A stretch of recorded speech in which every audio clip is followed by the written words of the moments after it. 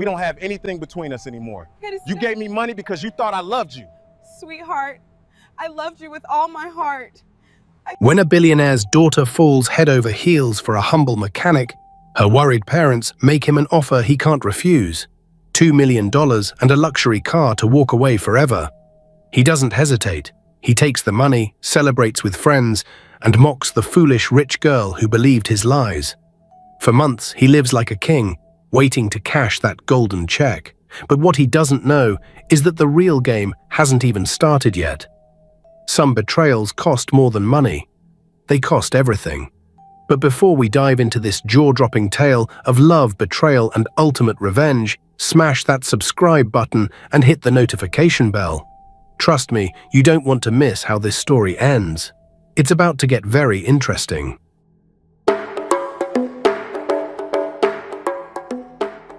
Vera Nelson grew up in a world many people only saw on television. Her parents owned a wide group of companies: real estate, tech firms, hotels, and farms across Nigeria. Vera was their first daughter, loved and protected, but she was not like many children of the rich. She didn't move around with guards or speak down to people. Her friends at school remembered her as soft-spoken, always ready to share her lunch or help someone with homework. When she finished university abroad, she came home to work in her father's company. At 26, she was already a director, handling part of their business empire. Her life looked perfect from outside. She had a good job, wealth, and loving parents. But inside, Vera sometimes felt lonely. She longed for true love. She had met young men from rich homes, but most of them cared more about her father's name than about her. She wanted something different, a man who saw her as Vera, not as the key to a fortune. And then the day she met Andy happened. That Thursday morning started like any other. Vera had an important meeting at the head office. She dressed in a navy blue suit and tied her hair neatly. She was running late, so she decided to drive herself instead of waiting for the company driver. Halfway through the busy road, her car suddenly slowed down and stopped. She tried to start it again, but the engine only coughed. Frustration rose inside her. The sun was hot, cars behind her honked impatiently, and she could already imagine her father's raised eyebrows if she walked into the meeting late. And just while she stood beside the car, wondering what to do, a tall young man crossed the road towards her. His face was warm. His eyes were bright. "Hi. Good morning, madam," he greeted, wiping his hands with a small cloth. "You look like you need help."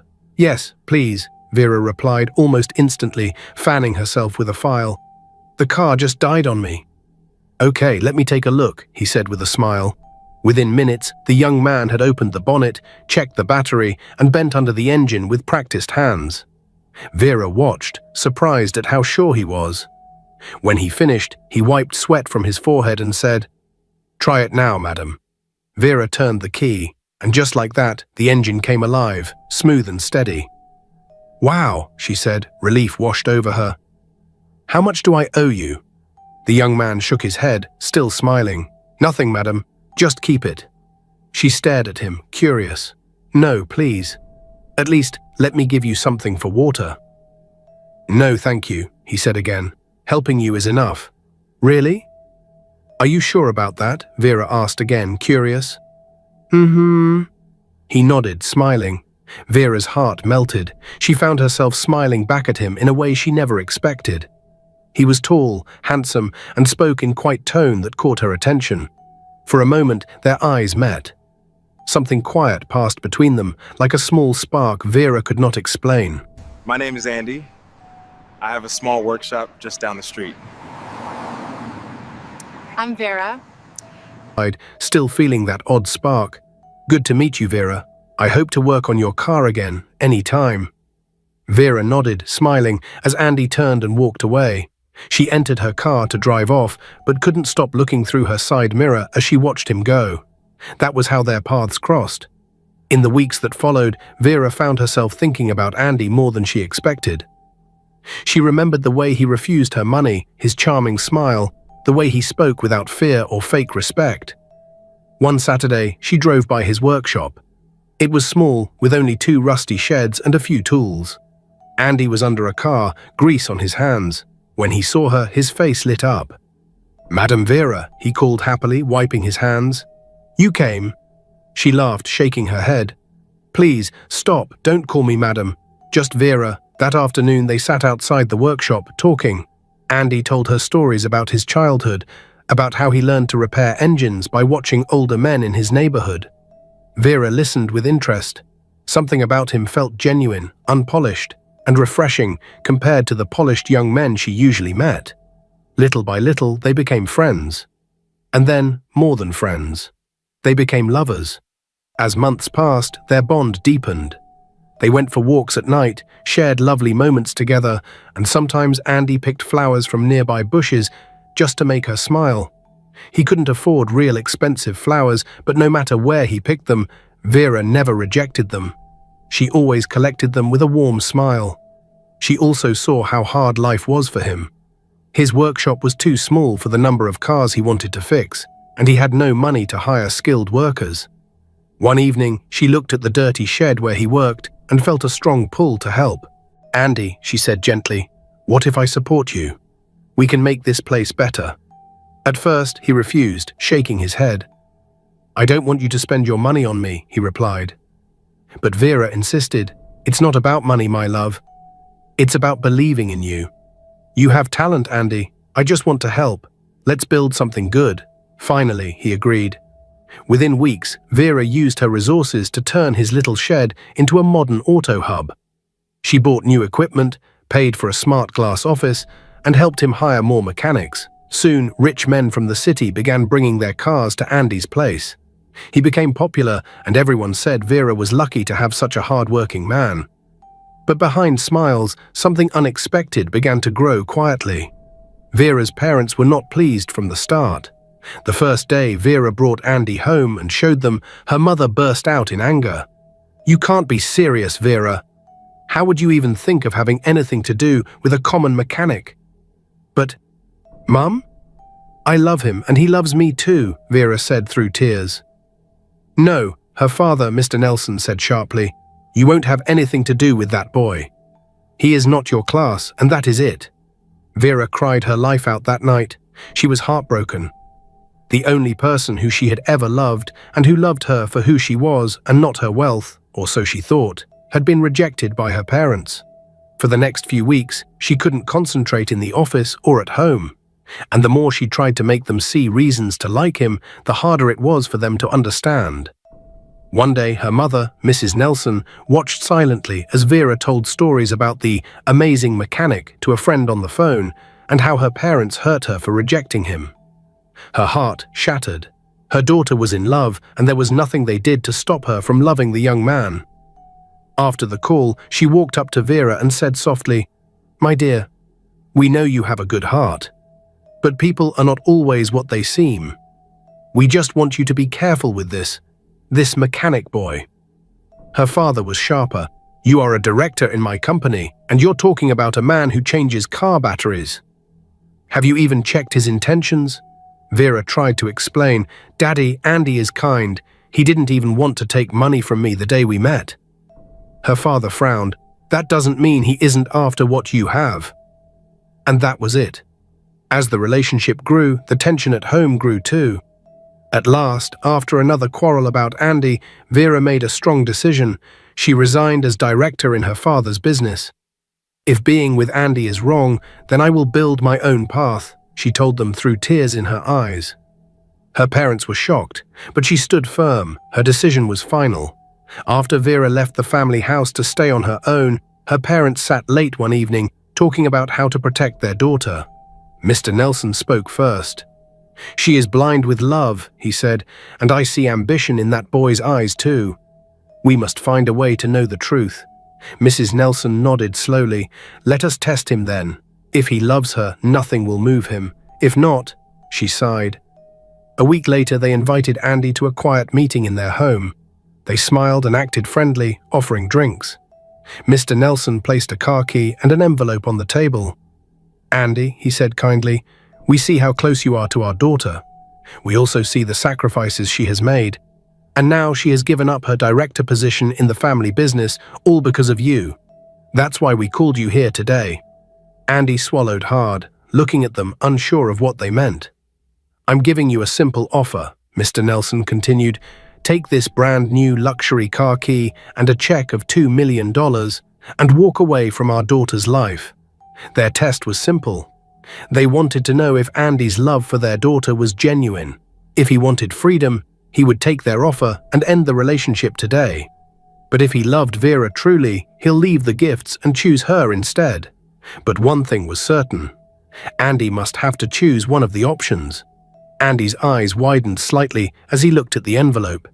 He hesitated for a few seconds, then smiled. I think it is better to take them, he said casually. Vera is sweet, but maybe we were not meant for each other. That evening, Andy disappeared from Vera's life without a word. When she called, his phone rang, but he refused to pick up her call. After calling her multiple times, he deliberately switched off his line on her.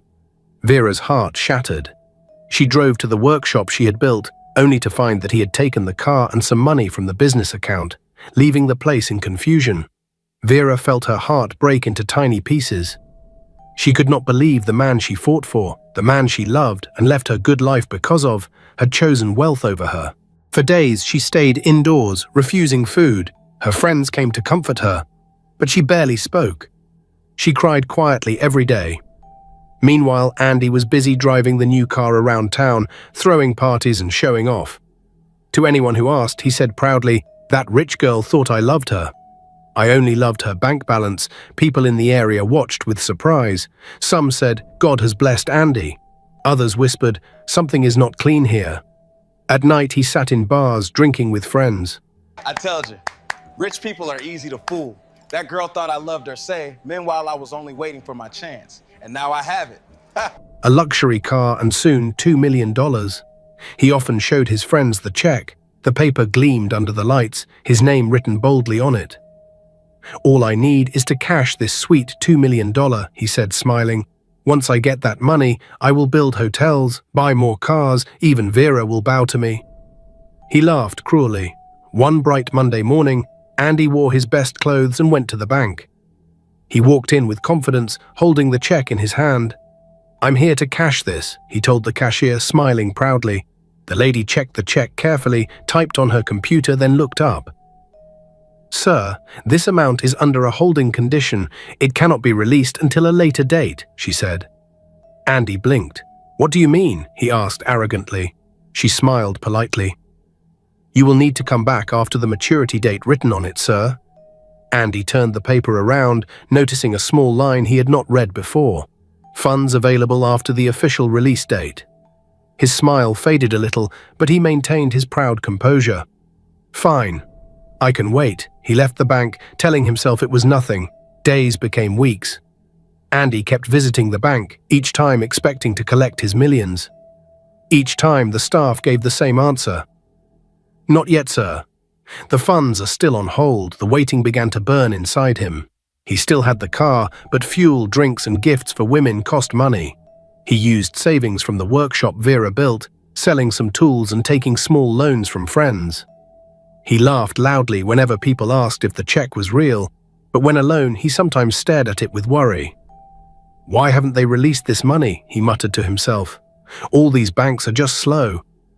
Vera, on the other hand, felt lost and shattered. She still couldn't believe that Andy, the man she'd thought loved her like he claimed, could betray her like that. One day she stepped out of the shopping mall with a small shopping bag in her hand. The afternoon sun made her squint. Across the parking lot, Andy leaned on the shiny car and two women were hanging on his arms, laughing wildly. He noticed Vera and smiled. "Well, look who it is. Vera? Andy?"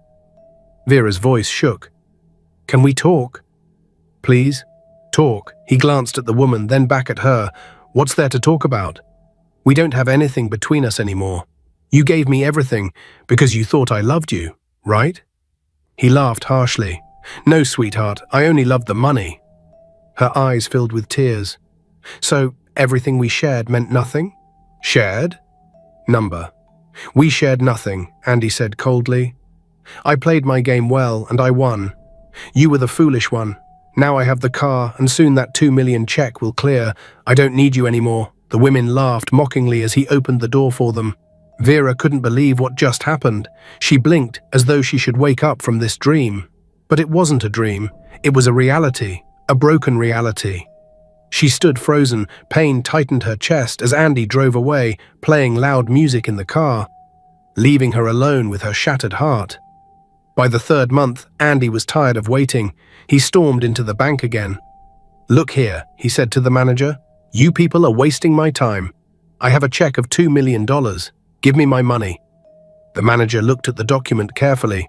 "Sir, this check has a release date, and we cannot pay it until that day," he said. Andy leaned forward, angry. "Do you know who I am? Eh? I built one of the biggest workshops in this town." The manager stayed calm as he spoke. "Sir, the rules are the same for everyone." Andy left, fuming. Outside, his friends waited near the car. "So?" one asked. Andy forced a laugh. "No problem, boys. They just need to confirm the funds. Very soon we will celebrate." But as he drove away, a small voice whispered in his mind, "What if something is wrong?" But his pride made him push it away, turning up the music. At last, a message reached Andy from one of his friends who worked in a bank branch. "Bro, I think your check will clear next week." Excitement rushed through Andy's veins. He felt alive again. That evening he called his friends. "Prepare yourselves. Next week we will party, make all the arrangements, big drinks, big girls, big life, all bills on me. When I cash that money, I'll show this city who Andy is."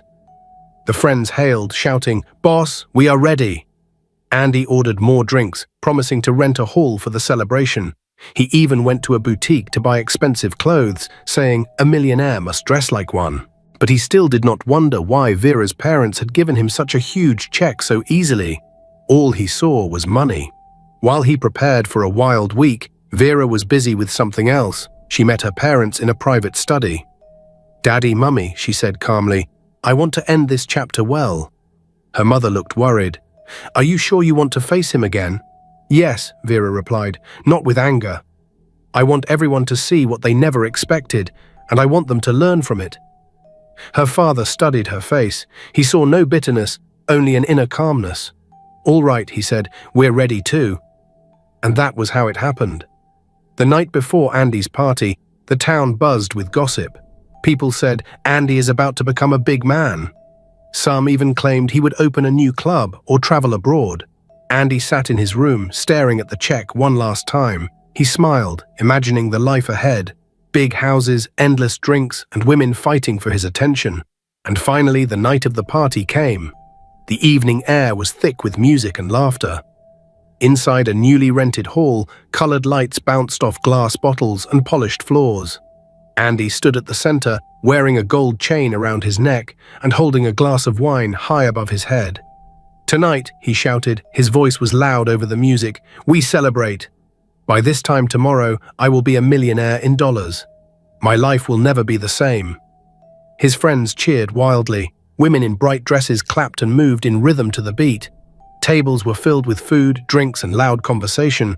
Andy laughed, moving from table to table, telling stories of how he had outsmarted a rich family. "They thought I was just a poor mechanic," he bragged, "but I played the game better than them. That girl, Vera, was sweet, but I saw what I wanted. And I got it. She and her family were foolish." He struck one friend on the back and pointed at the check lying on a table in a glass frame. "Look at my ticket to freedom," he said. "Tomorrow I cash it, and then I'll finally say bye-bye to this small life." But that moment of bragging and boasting was shattered suddenly. That was the moment the doors of the hall opened quietly. A hush spread slowly across the room. People turned to look at the entrance, and standing there was Vera, the very woman he was insulting and calling a fool just a second ago. Vera walked in, calm and graceful, wearing a simple white dress that glowed softly under the lights. But the biggest shock was what happened next. Behind her came Mr. and Mrs. Nelson. Their faces were steady. Andy froze, with the wineglass halfway to his mouth. "Vera?" His voice shook. Mr. Nelson," he stammered. Vera stopped a few steps away, her eyes fixed on him. The room became silent, like it held its breath. "Good evening, Andy," she said, her voice low but clear. "We came to see how you celebrate." She no longer looked sad. Her face was cheerful, like someone who had planned this moment all along. Andy looked around nervously. His friends shifted in their seats. The music was still playing faintly, but no one moved to dance. Vera's father walked forward, picked up the framed check, and placed it gently on the nearest table. He looked at Andy with quiet disappointment. Vera faced Andy fully now. Her voice was steady, though her eyes still held sadness. "Andy." Her voice was low. "Do you remember the day my parents gave you this check and a car?" she began. "You smiled and took them, leaving me without a word." I cried for days, wondering why Andy swallowed hard, trying to speak, but she lifted a hand. "You thought that check was free money, didn't you?" she continued, stepping closer to him and staring into his eyes now. Smart playboy. But guess what? The smart playboy wasn't even smart at all. You know why? Because it was never just a gift. It was a test. My parents suspected you might not truly love me. I defended you, Andy. I told them you were kind and different from others. She paused, letting her words sink in. Andy's heart began racing. Then she continued, "They said, if his love is real, he will leave the money and stay. But no. You chose wealth over me. The money you have been chasing was never yours to spend. We placed a hold on it, waiting to see if you would come back to explain, to apologize. But Titi, you never did." Gasps rose from corners of the room. Some of Andy's friends looked away in shame. Vera's mother stepped forward. "Andy," she said, "you hurt our daughter deeply. Even when you were not fit for our family name, we gave you a chance to prove yourself worthy. But you mocked her while waiting for riches that were never meant for you." Andy couldn't believe what he was hearing. His face turned pale. He stared at the check as if it had turned to ash. His mouth shook as if he wanted to say something. You mean, he stammered. "Yes," Vera said softly. "The money, the car. All of them were tests, a mirror, and it showed your true heart. And guess what? Not only will you lose the car, the money, but you'll lose everything. Everything that I've helped you become, including the workshop this moment." Andy dropped to his knees, the glass in his hand shattered on the floor. No, number, please, Vera," he cried. I am so sorry. I made a mistake. I was just foolish. Give me another chance." Vera shook her head slowly. "Love is not a game, Andy. You chose greed, and you betrayed trust." Her father's voice was firm, but not loud as he stepped forward now. "We gave you an opportunity to prove yourself, young man. But you failed. You proved how foolish you are." Andy reached for Vera's feet. His tears spilled down his cheeks. "Please, beg your dad for me. Forgive me. I promise I will. I will change. I'll return everything. But please, don't take the workshop. It's all I have." He pleaded in tears. Vera looked at him with calm eyes. That workshop was built with my resources, with love I thought we shared. You left it when you ran after money. Number. I'll take it back, Andy. You must learn to build your life with honesty." Mr. Nelson signaled to the hall staff, who began clearing away the drinks and turning down the music. Andy sat on the floor, his shoulders shook as guests quietly slipped out. Vera turned to her parents gently, and they walked toward the door together. At the entrance, she paused, looking back once more. Andy sat alone, surrounded by empty bottles and scattered confetti. He looked much smaller than the man who had been bragging only moments before. She shook her head at him in pity for causing his own downfall in the way he never expected, and she stepped out into the cool night with pride. The following morning, Vera visited the workshop. Workers were standing outside, unsure of what would happen. She greeted them warmly and spoke calmly. "I will keep this place running," she assured them, "but things will be different. We will work with integrity and respect." The workers nodded, relieved. They had seen how Andy's careless living was ruining the place. Vera appointed a new manager, someone experienced and trustworthy. As she looked around the workshop she had once built for love, she felt no bitterness. Finally, only peace. For Andy, he lay in his small rented house, looking like a proud former champion who was now defeated. The check sat on the table, torn in a corner and useless now. He remembered Vera's face, calm even as she spoke the hardest truth. He felt ashamed to even step out. He wished he could turn back time, but some mistakes close doors forever. For the first time, he saw clearly he had thrown away something far more precious than money. Dear friends, love is a treasure, but only when joined with respect and truth. Greed may shine for a while, but it will always end in darkness. Remember this: build your life with honesty and value the people who stand by you, not what they can give. What is your take in this story? Do you think Andy should be forgiven for asking for another chance? Will giving him a second chance be a good option?